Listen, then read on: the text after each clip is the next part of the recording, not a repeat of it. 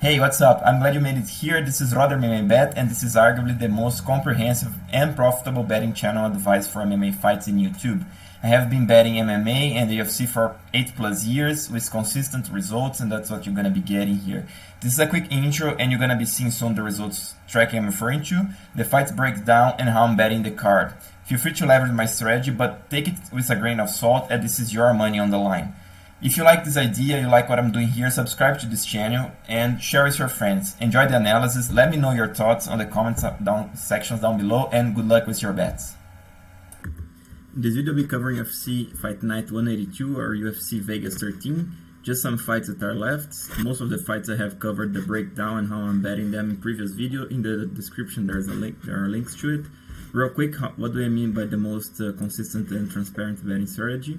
I'm keeping track in the spreadsheet and how I'm doing from July 2020 in terms of overall profit, and if I'm considering the overall betting money that I'm placing, plus this is broken down into high, medium, and low confidence bets, and this is in the down part here. I'm adding up everything that how profitable it is depending on the overall betting money. Okay, if these numbers are a little bit confusing to you, there is an introductory video that I'm also adding in the description, so you can take a look at it, and you're gonna be able to understand after that.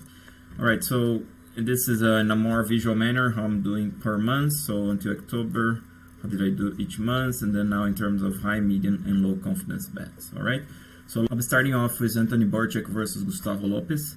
Guys, this is a good fight, you know. Both of these guys, very good wrestlers, you know.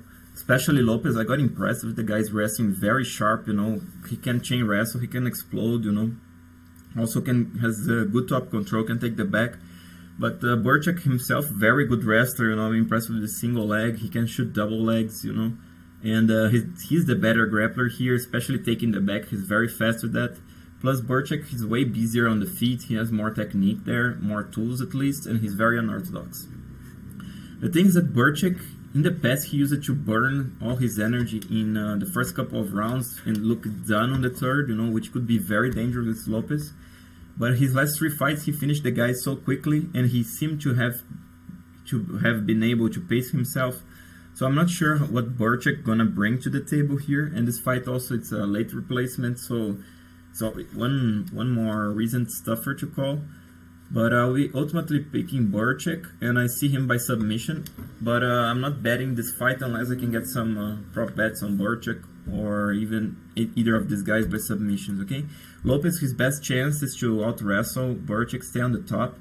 In terms of his hands, what I have seen, he was improving, but he looked so much better recently that I do think he's gonna bring great improvements, and that's why I'm not too confident on Birchak. Okay. On to the next fight, Giga Chikadze versus James Cross Simmons. Guys, this is a tough fight for Simmons, I would say, because he has had the difficulty to go inside against his previous opponent. Chikadze is much taller, much rangier. He's an excellent striker, Chikadze. Plus, Simmons is not that good wrestler that he could, you know, challenge Chikadze there, make him, you know, work or something. So I think it's a tough one for Simmons, and I'm actually picking and betting Chikadze, as steep as this line is. And if you guys have been following my channel, you know that I don't usually bet steep lines like that, but I'm throwing Chikadze in a parlay. Because like I said, it's tough for Simmons. I even don't see a puncher chance for the guy. Okay. Now, I would go with Raoni Barcelos versus Khalid Taha. Guys, I think this is an excellent fight, you know. Both of these guys are solid. Especially Barcelos, you know, Barcelos is solid everywhere, you know, the guy is fast, the guy is explosive, he can chain wrestle, he can strike, he can move his head, move his feet. I don't see any flaws on his game, you know. Of course, you know, when you're trading, when you're there fighting, the other guy can always find the flaw, but you know what, the kind of game plan and style that he brings to the cage, he's very good, you know, the guy is tough to hit. So he's a complete pack there, you know. Maybe the thing is that Barcelos he doesn't carry that much power, you know, and this comes Khalid Taha into place. The guy has great power, you know, for a bantamweight. He throws hard, you know, he holds his ground, he throws ladder. He's not afraid also, you know, to be taken down because his takedown defense is good. He's tough to hold down because he's so strong. You know, he's compact, he's not that tall, you know, so I think he's 5'6" or 5'5", but the guy's very strong, you know, so it's tough to hold him down. Now, guys, this is Barcelos by a pick, but I'm not too sold on Barcelos here. I don't think it's a pick 'em fight, but I do think there's value on Taha. I'm actually gonna be betting Taha at plus 320. And the reason is I think he can hold his ground and he can hurt Barcelos, even though, like I said, Barcelos doesn't carry mistakes, you know, but still, Taha's gonna swing, he's gonna trade with him, and anything can happen, you know. So the bet would be on Taha. I'm going to be throwing, I think, 1 or 1.5% I put in my spreadsheet. Let me check that line, actually, because I think around plus 320 on Taha is a great bet. Plus, I would look for prop bets on Taha in a TKO. You know, around plus 700 would be awesome. Actually, I got a bet on Taha at round 3, plus 2,800, so it's ridiculous there. I think there is some value because he can accumulate damage on Barcelos. Barcelos is tough, he's not gonna quit, but the brain cannot, the human skull cannot take that much damage, you know, so it could happen that Khalid Taha can hurt him and maybe put him out on the 3rd. I'm not counting that out. So guys, this is an interesting fight, it's a great fight, and yeah, it's Barcelos by decision, my pick, but in terms of bet, it's Taha at plus 320. Okay, so just to wrap this up, and I'm gonna be talking about here the weightings. All of these guys looked sharp on the weightings. Got impressed with Romanov, his size, you know. I think Sherdog had him measured wrong, so the guy looks taller and much bigger than De Lima, which is, you know, pretty impressive. Now, which other guys look awesome? Khalid Taha versus Raoni Barcelos. Both of these guys came on shape, you know, they are ready for war. Like I said, this is a great fight. I got a bet on Brahimaj, at near plus 450 on Brahimaj by submission. I think it's an excellent bet because I think Brahimaj has great chances to win by submission, like I put it here. What else? Yeah, so let me just wrap this up and say how I'm betting the card entirely.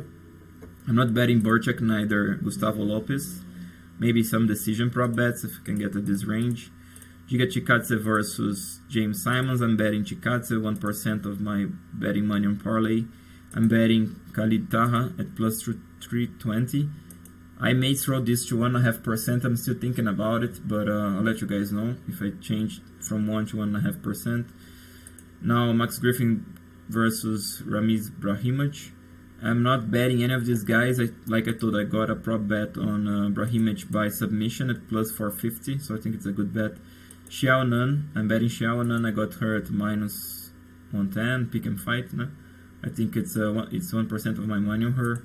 I'm not betting Romanov, neither De Lima. I'm betting Garagori. This is my median recommendation. Guys, this line climbed. I'm waiting to climb a little bit more. I think it's an excellent bet. It's a median recommendation here. I think Garagori gonna be able to outstrike Elkins, and I think he's gonna bring a sharp takedown defense. And if he does, he's the favorite. Okay, so that's why I'm betting on Garagori, 2.5% of my money. Tanner Boser versus Adrian Arlovsky. I got a decision. This fight goes to decision bet. Sorry about this noise, guys.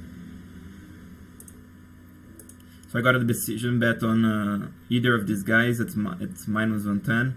I think it's a good bet because this is most likely going to decision, so I like it.